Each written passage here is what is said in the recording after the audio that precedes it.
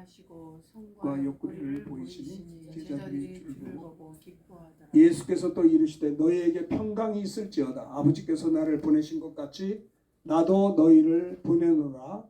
이 말씀을 하시고 그들을 향하여 숨을 내쉬며 이르시되 성령을 받으라. 23절 다 같이 합니다. 너희가 누구의 죄든지 사하면 사해질 것이요 누구의 죄든지 그대로 두면 그대로 있으리라 하시니라. 아멘. 오늘 요한복음 20장 19절부터 23절의 말씀을 중심으로 오늘 부활주의를 맞이해서 말씀을 나누고 싶은 은혜 나누고 싶은 말씀의 제목은요. 부활의 주님이 제자들에게 주신 말씀 세 가지라는 제목으로 말씀을 부활의 주님이 사랑하는 제자들에게 주신 말씀이 세 가지가 있어요. 부활하신 주님이 세 가지로 말씀하셨는데 그런 제목으로 함께 은혜를 나누려고 합니다. 사실 오늘은 부활주일인데 부활주일이야말로 정말 가장 기쁜 주일입니다. 마귀를 진멸하시고 사망 권세를 이기시고 부활하신 승리하신 주님을 기념하며 우리가 부활주일을 지키는 거 아니겠습니까? 예수님이 이 땅에 왜 오셨습니까? 부활하려고 오셨습니다. 예수님이 왜 죽으셨습니까? 죽으셔야 부활할 수가 있습니다. 예수님이 왜 죽으셔야 됩니까? 예수님이 인자가 온 것은 자기 목숨을 많은 사람들을 위해서 대속물로 주려 왔다고 했거든요. 예수님이 오신 것은 섬김받으려 함이 아니요 도리어 섬기려 하고 많은 사람들을 목숨을 위해서 대속물로 주려 오셨다. 죽으러 오셨다고 할 때 그만 베드로는 아이고 예수님 왜 이렇게 약한 말씀을 하시나요?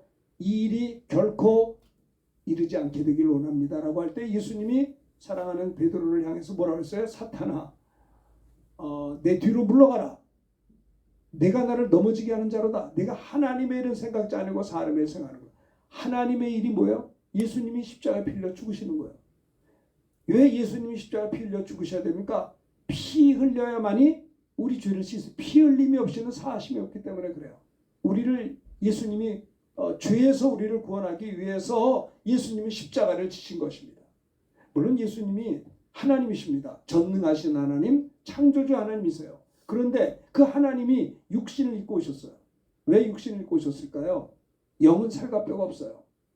영이신 하나님이 영으로 오셨으면 십자가를 질 수도 없고 죽으실 피 흘릴 수도 없어요. 그래서 그 하나님이 영이신 하나님이 육신을 입고 오신 것은 육신을 입고 오셔야 십자가를 질 수 있고 우리 죄를 짊어지고 대신 피 흘려서 우리 그 피로 우리의 죄를 씻기 위하여 하나님이 영이신 하나님이 육신을 입고 오신 것이 예수님이시다라는 거예요. 예수님은 창조주 하나님이시고 전지전능하신 하나님이시지만은 예수님도 육신을 입고 있는 동안에는 잠을 주무시지 않으면 피곤하고 그렇죠? 잡숫지 않으면 배고프신 거예요. 이 육신이라는 건 불편한 거예요. 고난이 있는 거예요.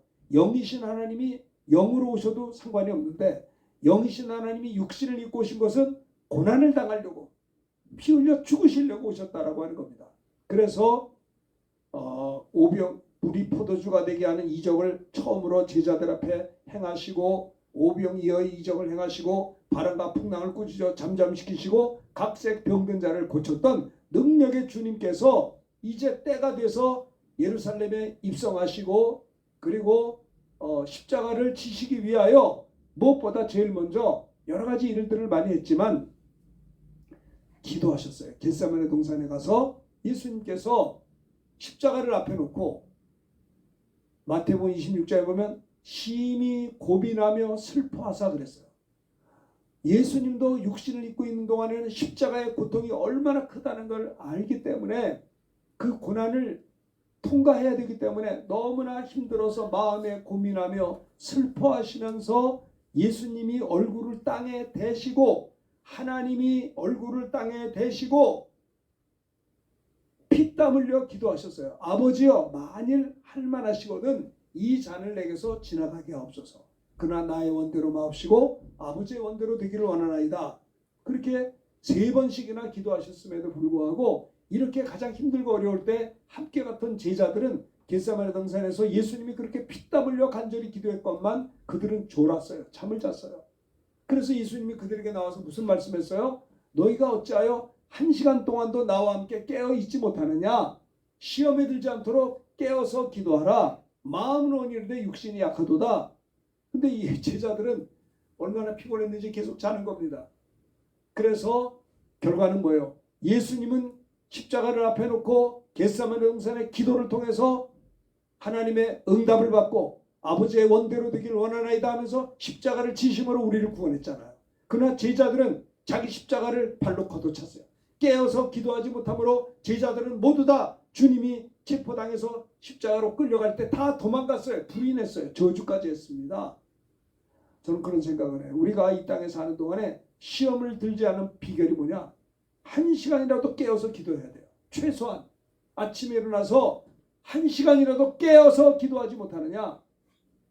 기도하지 못하면 어때요? 시험이 든다는 거예요. 천하장사가 없어요. 마음은 굴뚝 같아요. 주일날 예배드리면 그래 나도 1시간 기도할 거야. 마음은 있는데 육신이 약하기 때문에 날마다 육신에게 져요. 네? 여러분 제가 이제 목사 안수를 받고 처음으로 군목으로 갔을 때 참 전방에 근무했습니다. 페이버 부대. 페이버 부대 앞에는 이제 철책 부대요. 철책이 있죠. 그 밑에는 페이버 부대 제가 2년 있었는데 가끔 이제 철책 가서 우리 야간 초소를 돌면서 우리 장병들과 교제하고 우리 군정병과 같이 하면서 커피도 나눠주고 껌도 나눠 졸지 말라고 그리고 또 손 붙잡고 기도하고 그랬었어요. 근데 그 우리들도 막 그 뭡니까 저거를 해요. 확성기가 막 하고 그리고 저쪽에서 확성이 나오는데 남북이 대치된 상황이에요. 그러니까 졸면 큰일 나는 거예요. 졸면은 뚫리면 큰일 나요. 특별히 제가 근무했던 중부전선이기 때문에 중부전선이 뚫리면 2시간 만에 서울로 와요. 엄청 빠릅니다. 중부가. 그러니까는 이게요. 전쟁이라는 건 안 일어나는 게 좋지만 만에 하나 전쟁이 일어나서 꼭 이겨야 되는 거예요. 지면은 나라를 뺏기든지 죽든지 포로가 되든지 종이 돼버리는 겁니다. 그러니까 전쟁은 왜 군대가 필요하냐? 전쟁이 일어나지 말라고 억제력을 갖추는 거예요. 그러니까 강한 군대가 있으면 감히 들어오지 못하잖아요. 그러니까 만에 하나라도 있을 수 있는 전쟁을 예비하려고 나라에서는 엄청난 국방비를 들여서 세금으로 이 장병들을 요즘 50만 대군을 먹이고 월급이 얼마나 많은지 몰라. 병장이 150만 원, 일병이 120만 원. 와, 제가 군목이었을 때는요. 우리 병사들이 병장 월급이 5천 원. 지금 150만 원이야. 우리나라가 그만큼 잘 사는 거야. 복 받은 것 같아요. 그 어쨌든 간에 우리가 신앙생활이라는 것은 세상에 남북이 대치가 됐어도 긴장을 풀지 말고 해야지 승리하는 것처럼 하물며 우리가 영적인 전쟁에 있어서는 세상 군사보다 못지않게 긴장을 풀어서는 안 되는 거예요. 물론 우리가 24시간 긴장하면서 살 수는 없지만은 늘 깨어서 기도해야 되는 겁니다. 이만하면 됐지. 그럴 때 문제가 생겨요. 이만하면 됐지 하면 안 돼요. 날마다 그래서 사도 바울은 날마다 나는 죽노라. 날마다 나를 쳐서 복종시킨다. 나는 날마다 싸운다. 이제는 내가 사는 것이 아니요 내 안에 주님이 살아계신 것이라. 그래서 우리가 영적인 전쟁에 승리하려면 뭐예요? 깨어서 기도해야 되는 겁니다. 예수님이 겟세마네 동산에서 우리에게 가르쳐준 것이 뭐냐? 1시간이라도 깨어 기도하지 못하느냐? 시험에 든다. 기도하지 않으면. 그러니까 우리가요. 우리 그리스도인들이 예수 믿고 성령 받은 거 감사하지만 그 다음에 깨어서 기도하는 삶을 살지 않으면 시험을 들 수 있는 게 어느 누구든지 천하장사가 없는 거예요. 예수님께서는 이 땅에 왜 오셨느냐? 부활하시려고 오셨어요. 왜 부활하느냐? 사망 권세를 진멸하려고 오신 거예요. 하나님의 아들이 나타나신 것은 이는 마귀의 일을 멸하려 함이라. 요한일서 3장 8절에 말씀했습니다. 그렇죠. 하나님의 아들이 이 땅에 오셔서 왜 죽으셨느냐? 십자가에 필려 죽으신 것은 우리들의 과거, 현재, 미래의 모든 죄와 허물과 근심, 걱정, 질병, 저주를 다 짊어지고 우리가 태어나기 2000년 전에 골고다 십자가에서 우리 죄를 짊어지고 우리 죄 때문에 피 흘려 죽으셨어요. 피 흘려 죽으실 때 그 순간에 사망 권세를 잡은 마귀가 예수님을 죽였으니 끝났구나 생각했는데 아니에요. 예수님이 사흘 만에 사망 권세를 깨뜨리시고 부활하심으로 말미암아 사망 권세 잡은 마귀 권세는 진멸된 것입니다. 이게 뭐예요? 창세기 3장 15절에 아담과 하와가 타락해서 죄 가운데서 에덴에서 쫓겨났을 때 창세기 3장 15절에서 하나님께서는 여자의 후손을 너의 뱀의 머리를 상하게 하겠다. 첫째 아담이 범죄하여 인간에게는 죄가 들어왔고 에덴에서 추방됐지만 둘째 아담 대신 예수 그리스도가 오셔서 여자의 후손이 오셔서 그렇죠? 예수님만이 처녀 동정녀 마리아의 몸을 빌어 탄생했기 때문에 예수님이 아담의 혈통에 그분이 여자의 후손 하나님의 아들로 이 땅에 오셨다는 겁니다. 여자의 후손이 뱀의 머리를 상하게 하였다는 약속의 말씀이 예수님의 부활의 사건으로 성취됐다라고 하는 거죠. 그러니까 이 부활주일은요, 이건 아주 승리하는 주일입니다. 우리는 마귀의 존재는 인정하죠. 지금도 마귀가 뭐예요? 우는 사자같이 둘이 다니며 삼키를 찾고 있는 겁니다. 그 마귀가 뭡니까? 천사가 타락해서 마귀였다고 성경은 이야기하고 있잖아요. 일반적으로 신학자들도 그렇게 말하고 있어요. 그럼 천사는 뭐냐? 천사에 대해서 너무 신비롭게 볼 것도 천사는 그냥 하나님의 종이에요. 하나님의 신부는 꾼이고 성도들의 신부는 꾼으로 하나님이 그렇게 만드셨어요. 그래서 천사의 임무는 뭐냐? 하나님의 종이고 하나님의 택한 백성들의 종이에요. 그래서 어린 소자 하나도 실족하게 하지 말라. 어린 소자, 주일학교 어린 학생을 실족하게 그를 돕는 천사가 날마다 주님을 뵙는다는 거예요. 그러니까 성도들에게도 성도를 돕는 천사가 있다니까요. 예수님도 겟세마네에서 기도할 때 천사가 와서 도왔어요. 네? 기도를 도왔어요. 40일 금식할 때도 천사가 수종 들었다고 그랬어요. 그렇죠. 베드로가 옥에 갇혔을 때도 성도들이 기도할 때 하나님이 천사를 보내가지고 베드로 천사가 그를 옆구리를 쳐서 끌리게 됐단 말입니다.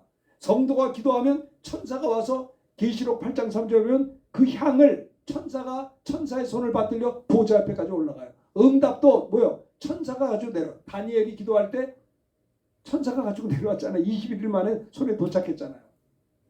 우리 주님이 재림할 때 혼자 오시는 게 아니라 천사장의 호령과 나팔로 친히 하늘로부터 내려오신다는 겁니다. 그래서 천사가 하나님의 종인데 그 천사 중에 하나가 그만 하나님 앞에 범죄함으로 그게 마귀가 된 거예요. 그 마귀는 별거가 아니야. 천사가 변질된 겁니다.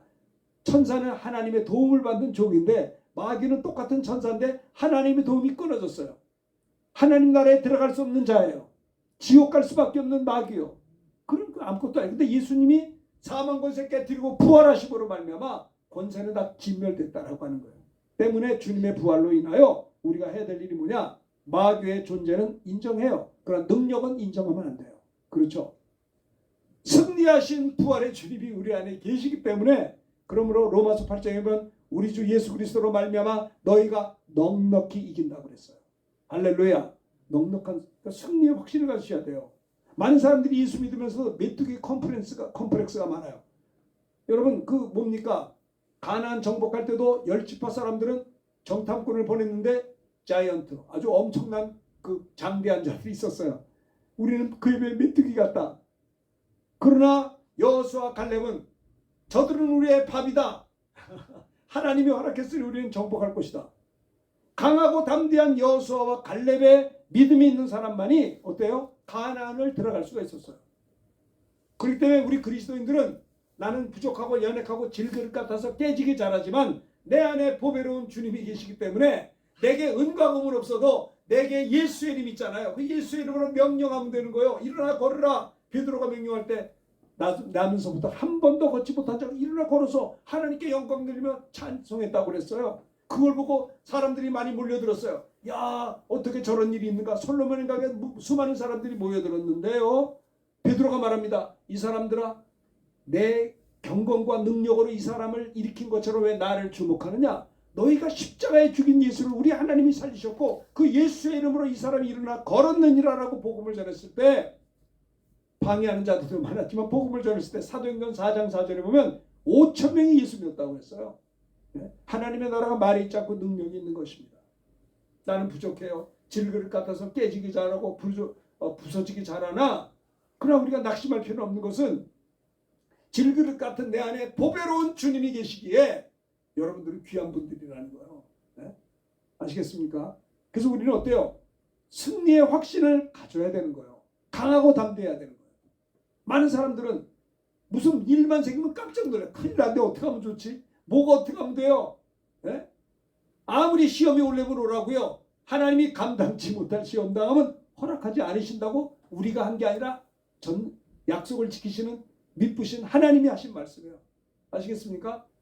시험이 왔어요. 시험이 왔습니다. 두려워하지 마세요. 감당치 못할 시험 당하면 허락지 않으세요. 할렐루야. 시험 당할 즈음에 피할 길을 주세요. 너희로 능히 감당케 하시느니라 라고 하신 그 약속의 말씀은 천지는 없어져도 주의 말씀은 1.1획도 변치 않고 이루어지기 때문에 우리는 승리할 수가 있는 것입니다. 할렐루야. 아시겠어요? 아멘도 하네. 할렐루야. 네. 하나님을 사랑하는 자들에게는, 하나님의 뜻대로 부르심을 입은 자들에게는 모든 것이 합력해 선을 이기기 때문에 살다 보면 내가 왜 이런 일이 나에게 닥쳤지? 어처구니 없어요. 저런 일이 다 있어. 아이고 주여. 그런데 걱정하지 마세요. 하나님을 사랑하는 자들에게 성경에 나와 있잖아요. 모든 것이 합력해 선을 이룬다는 거예요. 지금 우리나라의 정치 상황이 힘들어요. 이 우리나라의 경제 상황이 힘들어요. 우리나라에 뭐 여러 가지 힘든 게 있다고 해요.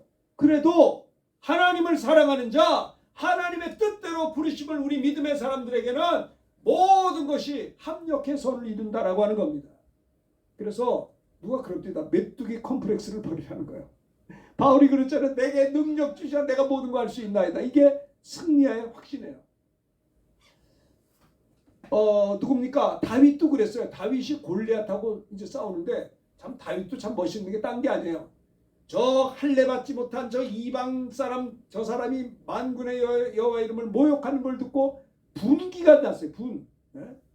사람은요 분노를 낼 때는 분노를 내야 돼요. 하나님의 일을 망령되이 걷는 저 블레셋 사람, 네? 골리앗을 향해서 너는 검과 창을 가지고 나에게 오지만 나는 만군의 여호와 이름으로 너에게 나아간다면서 물맷돌을 던졌을 때, 물맷돌은 별거 아닌 돌이지만은 그 물맷돌은 뭐예요? 여호와의 이름의 명예를 걸고 그를 쓰러뜨릴 수 있었다라고 하는 겁니다. 그러니까 여러분들 어떤 상황에서든지 이게 막 너무 예민하지 않아야 돼요. 조금만이라도 화들짝 놀라가지고 어떻게 하면 되지? 병들면 죽으면 어떡하나? 그러지 마세요. 병마에 떠나가라 명령해야죠. 어떤 문제가 올 때 예수의 이름은 문제가 해결이 될지어다 명령해야 될 거 아니에요. 그렇지 않아요? 아니 여호수아는 말입니다. 참 보통 사람이 아니요. 전쟁을 하는데 해가 막 져. 그러면 해가 지면 전쟁 못 하잖아요. 이겨야 되겠는데 그러니까 태양아 너는 머물러라. 달아 너는 아얄람 골짜기에 그리할지어다. 참 여러분 기도응답이 말입니다. 지구가 자전하잖아요. 지구의 자전을 멈춘 게 여호수아 기도예요. 이 기도는 천재지변까지 일으킨단 말입니다. 이 세상에. 네? 왜요? 우리 하나님의 자녀니까. 자녀된 권세가 있잖아요. 내게 은가금이 없다고 낙심하지 맙시다. 내게 예수의 이름이 있는 겁니다. 예수의 이름에는 넘치 못할 일이 없는 거예요. 오늘 부활절입니다. 그래서 부활절에 대해서 흥분을 했는데 부활절은 예수님은 부활하려고 오셨어요. 부활하기 위해서 죽으셨어요. 죽으셔서 우리 죄 가져가시고 부활해서 마귀 권세를 깨뜨려서 게임 셋이야 이제 끝난 거예요. 이 십자가의 도가 멸망당하는 자에게는 미련하게 보이나 구원을 얻는 우리에게는 하나님의 능력이 되는 겁니다. 그렇죠? 그러니까 여러분들 그렇기 때문에 승리의 주님 우리 안에 계시기에 어때요? 우리 항상 기뻐해야 되는 거예요. 주님 때문에, 세상 때문에 기뻐하는 게 아니고요. 세상 때문에 기뻐하는 자들은 일희일비해요. 좀 뭐가 풀리면 기쁘고 없어지면 속상하고 아니요. 예수 그리스도로 인하여 기뻐하는 겁니다. 항상 기뻐할 수 있어요. 그래서 누구요? 항상 기뻐했던 사도 바울은 옥에 들어가서도 기뻐했어요. 아니 편지를 썼어요. 항상 기뻐하라. 내가 다시 말하노니 기뻐하라. 여러분들의 모든 관용을 모든 이들에게 알게 하라. 주님이 가까이 오지 않느냐? 아무것도 염려하지 말고 내가 옥에 갇혔다고 불안해하지 말고 분노하지 말고 모든 일에 구할 것을 감사함으로 하나님께 아뢰면 어떤 일이 생기느냐? 모든 지각에 뛰어나신 하나님의 평강이 우리들의 마음과 생각을 붙잡아 주신다는 거예요. 마음과 생각을 하나님이 붙잡아 줘야 돼요. 불면증 환자들 마음이 흔들려서 그래요. 네? 해가 지도록 분을 분주고 사탄에게 붙잡혀서 그런 거예요. 때문에 우리는요. 예수 믿고 성령을 받았다 할지라도 우리가 깨어서 기도하는 날마다의 삶이 이게 시험을 이기는 비결이라는 걸 기억하셔야 돼요. 네? 자, 봅시다. 참 이 본문에 보면 예수님이 십자가에 피 흘려 죽으셨어요. 안식 후 첫날이 됐어요. 부활하신 날이죠. 부활하셔가지고 제일 먼저 저녁 때 제자들이 유대인들에게 찾아왔어요. 그 제자들에게. 근데 이 제자들이 다 유대인들이잖아요. 근데 그때는 예수님 제자들이 유대인들입니다. 이방인들은 없었어요. 유대인들인데 예수님이 십자가에 피 흘려 죽으시고 하루 이틀 지나니까 무서워서 왜 붙잡히면 자기들은 죽거든요. 선생이 죽었으니 다 죽어. 예수님이 뭐요? 자기가 하나님이라 해서 완전히 막 신성모독으로 죽었으니 그 제자들도 막 도매값 다 죽어야 될 판이니까 제자들이 무서워서 도망가가지고 유대인들이 집에 들어가서 문을 닫았어. 왜? 누가 우리에게 들어올까 봐. 보니까 모인 곳에 문을 닫았더니 아무도 못 들어오게. 무서우니까. 붙잡히면 죽을 수도 있으니까. 제자들이 예수님이 죽으신 다음에 벌벌벌 떨고 있었던 거예요. 근데 예수님이 오셔서 그들에게 서서 말씀합니다. 너희에게 평강이 있을지어다. 불안해하지 말라. 여러분들에게 평화와 건강이 있을지어다. 이 말씀하시고 당신의 손과 옆구리를 보이시니 제자들이 주님을 보고 기뻐했다고 했어요. 그러면서 또 주님 말씀합니다. 너희에게 평강이 있을지어다. 평강이 있을지어다. 부활의 주님이 부활하신 다음에 제자들에게 하신 첫 번째 말씀이 뭐냐? 세 가지 중에 첫 번째가 너희에게 평강이 있을지어다 라고 했습니다. 이게 뭐예요? 교회 가운데, 너희가 교회잖아요. 성도들이 모인 게 교회 가운데 평강을 주시는 말씀인 것입니다. 평강이 있을지어다. 평강, 에이레네, 평화, 피스, 네? 평강, 평화로다 하늘 위에서 내려오네. 그 사랑이 언제나 우리에게 넘친다. 복이 흘러 넘치는 상태가 에이레네, 평강, 평화, 최고의 선, 이런 의미가 있어요. 부활의 주님이 두렵고 떨린 제자들에게 문을 닫고 있는 그들에게 들어가셔서, 주님은 초월해서 문 닫고 있는데 들어가셔서 여러분들에게 평강이 있을지어다. 좀 마음을 평화롭게 하라. 왜 불안해하냐? 죽을까봐 벌벌 떠는 거예요. 붙잡힐까봐 걱정. 내가 부활했지 않느냐? 너에게 평강이 있을지어다. 너에게 하늘의 복이 흘러 넘칠지어다. 너에게 하나님이 주시는 최고의 선이 임할지어다. 하나님께서 인간을 창조하시고 난 다음에도 보기에 좋았더라 그랬어요. 그렇죠? 네.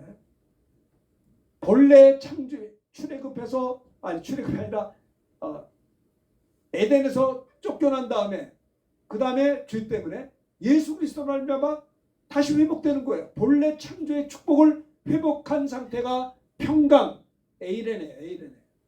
죄 문제가 해결됐잖아요. 사망의 문제가 해결됐으니 죄 사함 받았고 멸망치 않고 영생 얻었으니 얼마나 평강해요. 지난주에 우리 사랑하는 이학렬 권사님이 91세 일기로 돌아가셨어요. 요양원에 계시다 돌아가셨다는 토요일날 따님 권사님의 전화를 받았어요. 권사님이 막 우시더라고요. 그러나 사실 그렇죠. 어머니 모시고 살았던 참 효녀 딸이고 사위 장로님인데 얼마나 마음이 아프겠어요. 그런데 저는 그런 생각을 해요. 한 번 죽는 것은 사람에게 정하신 것이요. 그 후에는 심판이 있다고 했는데 그렇습니다. 우리가 예를 들면 옛날에 1970년대에 대한민국 사람들이 브라질 이민을 많이 갔어요. 좀 잘 사는 사람들은 다 모아가지고 브라질 가서 살자. 브라질 드림이 있었어요. 그래서 제가 예전에 35년 전에 브라질 가서 부흥회라를 갔는데 거기서 막 상파울에서 옷가게를 많이 하시더라고요. 장로님들 이런 분들이 리오데자네이루 거기 살면서도 히오라고 하는 데 살면서도 상파울까지 출퇴근을 하세요. 그 옷가게를 하세요. 주인이요. 종업원들은 다 브라질 사람들이고. 그러니까 우리나라가 70년대 어려웠을 때 돈 좀 있는 분들은 해외 이민들을 많이 갔어요. 나중에는 미국으로도 이민 많이 갔죠. 왜 가요? 좋으니까 가는 거예요. 좋으니까 싹 다 정리해가지고 다 싹싹 털어서 가. 행복하게 살고 뭐 그럴 수 있죠. 그러다가 우리나라가 지금 디아스포라가 800만입니다. 전 세계에 800만이 흩어져 있어요. 네? 안 가 있는 데가 없어요. 174개국에 다 들어갔어요. 지금. 대한민국 사람들. 그리고 재밌는 게 뭐냐면 감사한 거는 이민을 많이 갔지만 어디를 가나 그들은 한인교회를 세웠고요. 또 감사한 것은 한인교회를 통해서 선교사가 파송되는 선교 기지가 되었어요. 지금 그래서 작년 통계인가요? 우리나라 선교사님들이 174개국에 21,900여 가정이 들어가 있어요. 안 간 데가 없는 거. 얼마나 축복이에요. 처음에는 잘 살려고 갔는데 사실은 거기서 잘 살고 한인교회를 이루어요. 제가 보면요, 한인들은 가는 곳마다 중산층을 이루어요. 제가 미얀마 한인교회 있을 때도요, 우리 한인교회들은 잘 살았어요. 신방 가면 다 저택에서 살았어요, 전부 다. 네? 정말 한인들은요, 와, 후진국에 가서도 다, 후진국이 이제 뭡니까, 빈부격차이 심한데 한인들은 다 잘 사는 동네만 살아요. 거기서 아주 연봉도 많이 받고 수출도 많이 하고요. 우리나라 수출에 큰 역할을 하고 있습니다. 그렇죠. 그래서 이민을 가요. 또 영어도 배우고 돌아오죠. 좋으려고. 그러니까 사실 그래요. 우리가 이 땅에 사는 거는 인생이 70여, 강건하면 80이고 90년, 100년 살지만 우리가 육신이 죽으면 천국으로 이민 가는 거예요. 슬퍼할 일은 말은 아니라고 생각해요. 그렇죠? 우리가 아름다운 안방에 들어가려면 현관을 들어가야 안방에 들어가는 것처럼 우리가 천국 가려면 죽음을 들어가서 다시 부활할 수가 있다는 거예요. 부활. 그래서 자, 우리 이양열 권사님 가정에 오늘 지금 계속 이렇게 장례 예배가 진행 중에 있고 아마 오늘 내일 이제 할 것 같은데 기도해 주시기를 바랍니다. 그래서 이 제자들도 예수님이 죽었다는 것 때문에 벌벌 무서워서 붙잡히면 자기들 죽을 것 같으니까 벌벌 떤 그들에게 주님이 문을 닫고 있는 그들에게 오셔서 당신들에게 평강이 있을지어다. 이 뭐요? 얼마나 기뻤겠어요. 마음이 기쁘고 손과 옆구리를 보이시니 이들이 마음에 큰 기쁨이 있어가지고 하나님의 평강이 가득했던 거예요.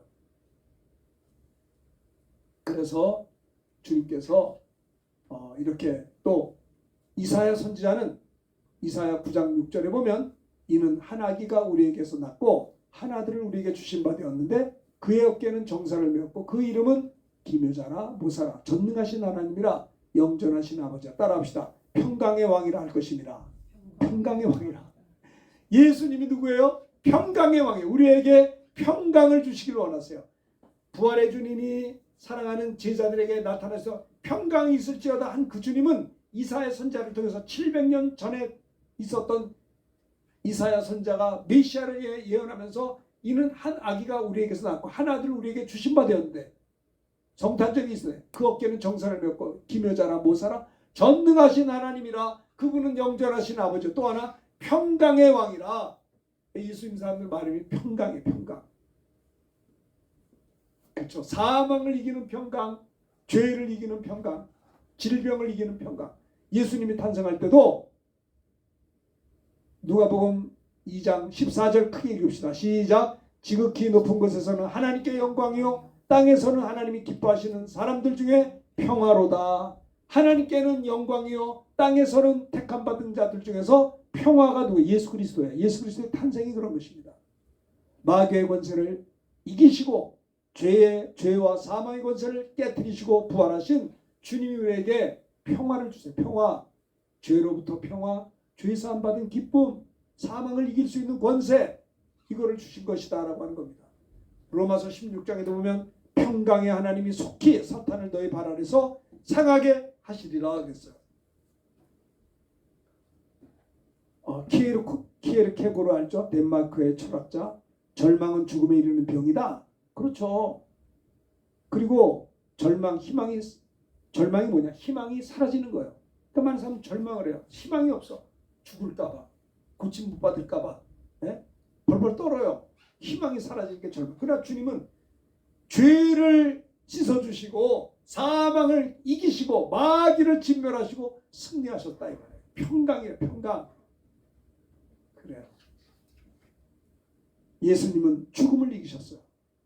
인류에게 가장 큰 문제가 죄 문제와 사망의 문제라고요. 이걸 완전히 해결해 주신 분은 예수님밖에 없는 거예요. 부활의 빈 무덤 승리하신 부활의 주님. 평강의 주께서 친히 때마다 일마다 너희에게 평강 주시고 주께서 너희 모든 사람과 함께 하여 주시기를 원한다. 데살로니가서 3장 16절에 평강의 주님이 일마다. 그래서 주님은 제자들을 파송할 때도 어디를 가든지 뭐요? 평안하기를 빌어라. 빌면 합당하면 임할 것이요 합당 내게 온다고 했어요. 네? 주는 평화 막힌 담을 모두 하셨네. 주는 평화 우리의 평화 염려 다 맡기라 주가 돌보시니. 주는 평화 우리의 평화. 복음성가 잘 아시잖아요. 막힌 담, 하나님과 우리가 막힌 죄의 담을 헐었어요. 죄로 하나님과 원수된 그것을 주님의 십자가 보혈로 우리 죄에 있어서 하나님과 우리를 화목하게 했어요. 그래서 우리는 염려를 다 하나님께 맡기는 거예요. 아무것도 염려하지 말고 수고하고 무거운 짐 다 내가 너희를 쉬게 한다. 평화. 빌라도 법정에서 징계를 받음으로 우리에게 평화를 주시고 평화 줬잖아요. 채찍에 맞아 우리가 나음을 얻은 거예요. 평화, 평강. 그것입니다. 부활의 주님께서 제자들에게 주신 첫 번째 말씀이 평강이 있을지어다. 여러분 어디 가든지 평강을 구하세요. 친구들끼리 만나서 저들에게 평강을 주시옵소서. 평강. 누구를 만나든지 평강. 성도들의 얼굴이 전도지예요. 전도지. 전도지가 깨끗해야 되는데 어떤 성도의 얼굴이 막 구겨서 전도지가 구겨지면 안 되는 거예요. 평강이 있어야 돼요. 그렇죠? 오늘날 영육간에 많은 사람들이 스트레스를 받아요. 우리나라가 참 안타깝게 OECD 국가 가운데 자살이 1등이요. 우리나라 통계가 어떤 줄 아세요? 어떤 분이 말하듯 25%가 우울증 환자래요. 우울증 환자. 활짝 웃는 사람이 없어요. 네? 활짝 좀 웃어봐라. 못 웃어요. 걱정이 많아가지고. 그건 왜 그러냐? 걱정이 많은 게 아니라 하나님 주님께 막 내게로라 수고하고 무거운 짐 다 내가 너희를 수고하고 무거운 짐자를 내려놔야 될 거 아니에요. 내가 붙잡고 있으니까 걱정이 많아요. 내려놓지를 못해. 그러니까 스트레스 받고 우울해지는 거예요. 그리고 자살도 1등이에요. 그래서 이거 고쳐줘야 되는 겁니다. 불확실한 미래 때문에 힘겨워하는 우리들에게 걱정하지 말라. 세상 끝날까지 너희와 항상 함께 있으리라. 주님은 2000년 전에 부활의 주님이 제자들에게만 나타나셔서 너에게 평강이 있을지어다 했지만 오늘 우리에게도 주님은 평강이 있을지어다 말씀하시는 주님이라고 하는 사실을 기억하셔야 되겠습니다. 자, 두 번째 22절 읽읍시다. 이 말씀 시작. 이 말씀을 하시고 그들을 향하여 숨을 내쉬며 이르시되 성령을 받으라. 부활의 주님이 제자들에게 두 번째, 첫 번째는 평강이 있을지어다. 두려워하지 말고 내가 부활했지 않느냐. 평강, 죄에서 안 받고 사망을 이길 수 있다. 두 번째는 이 말씀하신 다음에 그들을 향해 숨을 내쉬면서 이르시기를 성령을 받으라. 예수 믿는 너희들아 이제 부활의 주님을 믿었느냐. 주님이 두 번째 하신 말씀이 성령을 받으라 라고 했어요. 그렇죠. 성령을 받으라. 그렇습니다. 요한복음 16장 7절 크게 읽읍시다. 부활의 주님이 하신 말씀을 읽습니다. 시작. 그러나 내가 너에게 실상을 말하노니 내가 떠나가는 것이 너에게 유익이라. 내가 떠나가지 아니하면 보혜사가 너에게로 오시지 아니할 것이요 가면 내가 그를 너에게로 보내리니. 부활의 주님을 만난 그들이 부활의 주님과 같이 살고 싶었는데 주님이 자꾸 승천한다니까 걱정이 많아요. 그러니까 주님이 여기 보면 나와 있잖아요. 지금 내가 나를 보내신 이게로 가려고 하는데 너희 중에 나더러 어디로 가는 자 묻는 자가 없고 도리어 내가 이 말을 주님이 승천한다는 말을 듣고 마음에 근심이 가득했어요. 그래서 주님이 제자들 근심이 주님이 승천하는 것에 대해서 근심이 많은 제자들에게 부활의 주님이 그들에게 말씀하시기를 요한복음 16장 10절에 보면 내가 너에게 실상을 말한다. 내가 떠나가는 것이 유익하다. 이 사람들아 떠나가지 않으면 보혜사가 오지 않을 것이요 가면 떠나가면 아버지께 성령을 받아 너에게로 보낼 것이다. 주님이 왜 승천해요? 부활의 주님이 성령 보내주시려고. 성령 받으라는 거예요. 네? 성령 받았다고 믿지 말고 성령이 내게 임해달라고 구하라는 거예요. 너희가 악한 자라도 자기 자식에게 좋은 것을 줄 줄 알거든 하물며 천국께서 구하는 자에게 왜 성령을 주지 않겠느냐. 구하지 않으니까 성령 못 받은 거예요. 네? 아시겠습니까? 주님이 승천하시고 보혜사 보내주시고 약속하신 것입니다. 승천하시는 주님이 떠나갈 때 예루살렘에서 흩어지지 말라. 아버지의 약속하시길 좀 기다려라. 그럼 너희들이 몇 날이 못 돼요? 성령 세례 받을 거야. 했는데도 동문서답하잖아요. 이들은요. 주님이 이스라엘 나라를 회복하심이 지금입니까? 그 때와 시기는 너의 아버지께서 자기의 권한에 두셨으니 너희 알 바가 아니다. 오직 이 사람들아, 성령이 너에게 임하야 예수 믿는 너희들아, 이제 성령을 임하도록 기다리고, 성령 세례를 받기 기다리고 기도할 때 성령이 임하면 너희가 권능을 받는다. 무슨 권능? 세상을 이기는 권능, 전도할 수 있는 권능, 그렇죠? 귀신을 내쫓는 권능, 병 고치는 권능, 나를 쳐서 복종시키는 권능, 이 세상의 유혹을 이길 수 있는 권능, 기도할 수 있는 권능. 성령이 임하면 권능을 받아서 예루살렘과 유대와 사마리아 땅끝까지 이르러 내 증인이 되리라 하시니라. 그렇습니다.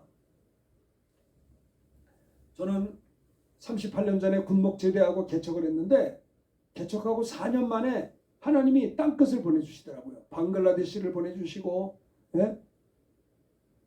브라질을 보내주셔요. 브라질. 얼마나 먼지 몰라. 브라질. 비행기 속에서만 24시간 탔어요. 갈 수밖에 없는 상황. 이렇게 땅끝까지 복음 전하게 하시더라고요. 예? 예전에 분당중앙교 우리 최정춘 목사님이 이런 간증을 하셨어요. 처음에 교회를 개척해서 교회가 부흥하는데, 그 교회가 이제 막 몇천 명씩 모이는데, 제일 먼저는 분당중앙교회가 그 옛날에 효자동에 있었는데, 분당에서 제일 끝자락 수지 쪽에 있는 데가 무지개 아파트인가 그쪽이래요. 근데 그거는 차 타고 30분을 와야 돼. 근데 이분은 전도를 할 때 어떻게 전도를 했냐면, 분당의 맨 끝자락 수지하고 이 연결이 되는 무지개 아파트부터 전도를 했대요. 30분 전도받은 사람들이 등록해가지고 자기 차를 몰고 30분 가야 효자당, 분당의 끝에서 끝이에요. 그러니까는 처음에는 교인들이 30분 그 전도를 차 타고 30분 가서 전도를, 그 분당 아파트 끝자리 거기서 그러면서 자기 교회 쪽으로 왔대요. 그러니까는 10분 차 타고 온 사람이 뭐래 30분에도 와 이런다고 그럴 거예요. 제가요 35년 전인가 브라질 가서 선교하고 오니까 나머지 미국은 아주 반밖에 안 돼. 예? 그러니까는 사람이 그렇다고요. 더 범위를 넓히면 나머지는 쉬운 거예요. 열심히 공부한 사람도 하루에 10시간, 3시간 내 하루 10시간 공부한 사람은 5시간 공부는 쉬워요. 하루 10시간 성경 보는 사람은 3시간 내에 아무것도 아닌 거예요. 그러니까 사람이 스케일을 크게 해야 돼요. 수준을 높여야 돼요. 처음 개척하는데 승용차로 30분 있는 그 동네를 전도했다. 거기서 수많은 사람들이 와서 등록을 했어요. 그러니까는 나머지 그러면서 자기 교회. 그래서 지금은 교회가 수천 명 큰 교회가 됐죠. 그러니까 이게요. 땅 끝까지 내가 가려고 노력하지 않아도 성령이 임하면 권능을 주시고 그분이 나를 땅 끝까지 인도하시는 겁니다. 그 유럽을 한 4번 갔다 왔더니 동남아는 아무것도 아니에요. 너무 가까우니까 아무것도 무시하는 건 아닌데 14시간 비행기 탔는데 이거는 5시간 6시간 금방 돼. 그러니까는 14시간씩 요즘에 그 러시아 때문에 삥 돌아가요. 비행기가 12시간, 14시간, 영국도 14시간. 지난번에 독일 갈 때도 14시간 갔어요. 돌아올 땐 길 때문에 빨리 왔는데 14시간 타는 얼마나 지루한지 몰라. 그런데 동남아에서 부르면 몇 시간이요? 5시간, 6시간이요. 부담이 없어. 왜 14시간 탔으니까. 땅 끝까지 가려고 애쓰지 않아도 우리가 정말 성령을 받으면 세상을 이기는 권능, 전도하는 권능, 베드로가 받았잖아요. 안전벨 일으키는 권능, 신유의 권능도 받았잖아요. 자기를 쳐서 복종시키는 권능, 세상의 유혹을 이길 수 있는 권능, 그렇죠. 주님을 사랑하는 권능 말입니다. 주님 앞에 헌신하고 주님을 사랑할 수 있는 권능, 이 세상을 유혹을 뱀과 정갈을 밟듯이 이길 수 있는 권능을 주시려고 숨을 내쉬고 부활의 주님이 사랑하는 제자들의 첫 번째 평강, 두 번째는 성령을 받으라 그랬어요. 그래서 저는 집회할 때 그래요. 주 예수를 믿어 하나님의 자녀가 되었사오니 지금 이 시간 우리 모두에게 성령을 부어 주시옵소서. 아니 세상의 악한 자라도 자기 자식에 좋은 것을 줄 하물며 천부께서 구하는 자에게 왜 좋은 것을 성령을 주지 않겠느냐. 구하는 이마다 너희가 없다는 건 구하지 않냐고요. 구하여도 받지 못하는 건 정욕으로 쓰려고 잘못 구함이라. 그렇죠. 구하라 주실 것이요 찾으라 찾을 것이요 문을 두드려 열릴 것이라 그랬어요. 아니 자기 아들을 아끼지 아니하시고 우리 모든 이들에게 아낌없이 예수님을 내어주시니 어찌 그 아들과 함께 우리에게 모든 것을 왜 은사로 주지 않겠냐 그랬어요. 그렇잖아요. 독생자를 주셨는데 뭘 아끼겠냐 이 말이에요. 우리 주님, 부활의 주님이 사랑하는 제자들에게 주신 말씀이 세 가지인데 첫째는 뭐라고요? 평강이 있을지어다. 그러니까 좀 편안하게 사세요. 초조하지 말고. 먹던 사람 문제 없으니까 덜덜 떨어. 아주 밤잠을 못 자. 그러지 마세요. 하나님께 맡기고 하나님 내가 열심히 할 테니까 하나님 나 인도해 주세요. 그 따라가면 되는 거예요. 네? 네. 배를 탔는데 풍랑이 일었답니다. 제일 배짱 좋은 사람들이 중국인들은요 대륙적 기질이 있어서 풍랑 속에서도 쿨쿨 잔대요. 한국 사람들은 좀 조급해가지고 어떡하지 펑펑 뛴대요. 일본 사람들은 더 조급해서 막 토한대요. 그게 민족 기질을 얘기해요. 중국 사람들이 장단 그 대륙적 기질 배짱이 크다고요. 큰 나라가 돼서 나는 우리가 기왕이면 큰 믿음 가지고 살았으면 좋겠어요. 뭔 일만 생기면 놀래 토끼야. 아주 세상 다 끝나고 어떻게 하면 좋지? 아주 얼굴이 새카매져. 이건 믿음이 없는 거예요. 네? 감당치 못할 시가 없다고 했는데 왜 그렇게 말씀을 못 붙잡으세요? 별것도 아닌데 피할 길이 있고 능히 감당케 하신다고 했는데 예수 믿는 사람은 뱀과 정갈을 밟을 권세를 주셨다고 했는데 왜 승리의 확신을 가져요? 그러나 우리를 사랑하신 이로 말미암아 우리가 넉넉히 이기니라. 가까스로 턱걸이 하는 게 아니고 넉넉히 하는 게 넉넉히.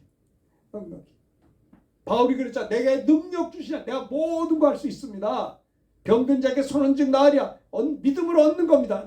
그분이 낫게 하신 내가 하는 게 아니에요. 무엇이든지 원하는 대로 구하라. 내가 시행하리라고 했어요. 그래요. 모든 문제 걱정은 하나님이 내게 주신 기도 제목일 뿐이지 근심거리가 아닌 것입니다. 그렇잖아요. 그런 것들을 하나님께 기도하면 되는 거야. 너에게 성령을 받으라. 이게 두 번째 메시지입니다. 원자폭탄이 대단하다고 그래요. 한 번에 수십만 명을 살상한답니다. 파괴력이 돼. 수소폭탄은요. 한 번 터지면 4억 6천만 명이 살상된대.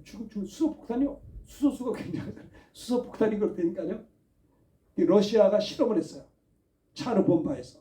한 번에 4억 6천만 명이 수소폭탄이 그렇게 센 거예요. 원자폭탄을 한 번 터지면 수십만 명이 엄청난 것도 크죠. 수십만 명이 원자탄 터지면 수십만 명이 죽는다니까요. 저 북한 애들이 원자탄 쏘잖아요. 어쨌든 수십만 명 다 죽어. 자기들도 죽지만 다 같이 죽는 거예요. 그러니까 못 쏘죠. 다 같이 죽는 거니까. 수소폭탄은 뭐예요? 면적이 4억 6천 명이 죽을 뿐만 아니라 아주 경기도 면적이 날아간답니다. 그 사이즈가. 수소폭탄이 훨씬 세죠. 초토화가 되는 거예요. 태양의 에너지는요. 50억 년 가까이 태양계의 에너지를 공급한대. 앞으로 태양의 에너지가 태양계가 있잖아요. 화수, 목성, 태양을 중심으로 도는 그 태양계라고 그래. 태양이 사이즈가 98%예요. 굉장히 큽니다. 2%밖에 안 돼요. 그런데 태양에서 나오는 뭡니까? 그 파워가 에너지 공급이 50억 년을 태양계를 에너지를 준대. 50억 년. 앞으로 50억 년을 더 줄 수 있는 가능하다는 거예요. 태양이 엄청난 거예요. 그런데 세상에 수소폭탄, 원자폭탄, 태양의 에너지가 50억 년을 태양계에 나눠주고 앞으로 또 50 있다 말하고 있지만 여러분 성령이 임하면 권능 파워가 임하는데 이건 수소폭탄이 아니요. 아주 마귀 귀신을 내쫓을 수 있는 하늘의 권세가 임하는 거예요. 권능을 받고 그렇잖아요. 우리 그리스도인들이 그렇게 우스운 사람들이 아닙니다. 내 안에 예수의 이름이 있다는 게 얼마나 영광스러운 일이겠습니까? 내가 교만하게 살아도 안 되지만 자기 자신을 너무 비하해서도 안 돼요. 내 자신이 내 안에 보배로운 주님이 계시기 때문에 그 주님 때문에 또 옆에 사람도 주님이 계시기 때문에 그 사람을 존중할 수 있는 거예요. 부활의 주님이 제자들에게 주신 말씀이 교회 가운데 첫 번째는 평강을 주셨고요. 두 번째 교회 가운데 능력을 주셨어요. 이건 어떤 목사님만의 모든 그리스도인들 다 같이 능력을 나타내서 드릴 것입니다. 자, 그 다음에 이제 세 번째 봅시다. 세 번째. 주여. 그렇죠. 권능이 전도하는 권능 받았고 병 고치는 권능 받았고 다 이 권능 성령의 마음 최고의 권능이 전도의 권능이 최고죠. 세 번째 23절 요거 말씀 맺겠습니다. 23절 시작. 너희가 누구의 죄든지 사하면 사하여 줄 것이요 누구의 죄든지 그대로 두면 그대로 있으리 하시니 이 이해가 되세요? 부활의 주님이 세 번째 제자들에게 주신 말씀이 뭐냐? 누구의 죄든지 너희가 용서하면 사해진다. 이게 무슨 말이냐면 우리 권사님이 가서 전도했어요. 전도해서 예수 믿으면 그 사람이 죄사함 받았잖아요. 그게 전도예요. 너희가 누구의 죄든지 사하면서 이게 너희가 누구든지 죄 복음 전해서 예수 믿으면 죄가 용서될 것이요. 저 사람에게 전도 안 해서 그들의 죄를 그대로 두면 죄가 그대로 있겠다라고 하는 거예요. 주님이 제자들에게 주신 세 번째는 뭐냐? 전도의 사명을 주신 것이다 라고 하는 겁니다. 내 동네 사람들이 80%가 예수 안 믿어요. 우리 대한민국은 20%대요. 80%가 예수 안 믿어요. 20%밖에 안 된다고요. 넉넉히 잡아도. 그러니까 우리가 이 동네 살면서 이 동네에서 입 다물고 전도 안 하면 다 지옥 가게 돼요. 그러나 우리가 복음을 전해서 우리가 네 죄든지 용서하게 되는 겁니다. 전도해서 그 예수 믿어 구원받으면 부활의 주님이 세 번째 하신 말씀이 뭐냐? 전도의 사명이 있을지어다. 누구의 죄든지 사하면 사하여질 것이요. 그랬어요. 우리 선교사님들이 사역하면서 미얀마 제가 한인교회 있을 때도 우리 선교사님들 그 무더운 날씨에 고생하면서 선교하는 걸 볼 때 그렇게 고생하면서도 기쁨이 뭔지 아세요? 선교제의 기쁨이 뭐냐면 그렇게 1년 동안 열심히 선교했더니 아니 어른들이 7, 80명 모이는 교회가 됐어요. 그래서 이성호 선교사님 선교사님 됐어요. 선교사님 당신이 한국에서 개척을 하면 1년에 7, 80명 출석 어른들 못 모였는데 당신이 선교지에 오니까 이렇게 열매가 있어서 오시는군요. 여러분 그 누굽니까? 프랑스의 어떤 등대에 지키는 사람도 나라에서 수억의 연봉을 준대요. 그냥 아무도 안 가요. 프랑스에서 아무리 연봉을 많이 줘도 등대가 외롭잖아요. 섬이잖아요. 그거 거기 취직하려는 사람이 없어. 그런데 어떤 프랑스의 그 철저히 고립된 브라타뉴 섬이라는 데가 있답니다. 때로는 거기는 파도가 많아서 목숨이 위협이 되기도 한대요. 그런데 거기 가서 외딴 섬 등대에서 등대지기를 하는데 등불을 켜고 수리하고 조명을 비추고 통신 장비 사용하고 주변 날씨를 모니터링하고 그런데 국가적으로 급여가 엄청 크답니다. 수억의 연봉을 준다는 거예요. 저는 그 생각하면서 선교사님들도 외로운 섬 같은 선교지에 가서 큰 땀 흘리면서 외롭게 선교하는데 하늘의 연봉이 클 것 같아요. 그분들이. 그렇죠? 너희가 누구 죄든지 사하면 사해질 것이요 그대로 두면 그대로 있으리라. 전도의 사명을 부활의 주님은 교회에 주셨다. 우리 성도님들에게 주셨다라고 하는 겁니다. 그래서 부활의 주님이 말씀하셨어요. 마가복음 보면 너희는 온 천하에 다니면 만민에게 복음을 전파하라. 믿고 세우면 구원받는다. 믿지 않으면 정죄받는다. 믿는 자에게 이런 표적이 나타난다. 능력이 있다. 그랬어요. 부활의 주님이 가라. 모든 민족에 가서 제자 삼으라. 네? 마태복음에 그랬잖아요. 참 그렇습니다. 세 번째 축복은 바로 전도의 사명을 주셨다는 것을 여러분들이 기억하시면 참 좋겠습니다. 어쨌든 오늘 말씀을 맺히려고 합니다. 오늘 부활주의를 맞이해서 부활의 주님이 제자들에게 주신 말씀 세 가지라는 제목으로 말씀을 전했는데요. 첫째는 너에게 평강이 있을지어다. 평강. 우리 형제도 불안해하지 말고 평강. 내가 장가를 갈까 뭐 그러지 말고 전도하는데 평강이 있어야 돼. 강하고 담대한 믿음 가지고 너에게 평강이 있을지어다. 교회 가운데 평강을 주셨어요. 두 번째는 부활의 주님이 제자들에게 주신 말씀이 숨을 내쉬면서 성령을 받으라. 능력을 받으라 라는 겁니다. 권능을 받으라. 성령 충만하라. 그래서 세 번째는 뭐예요? 네 죄든 사하면 사할 것이요.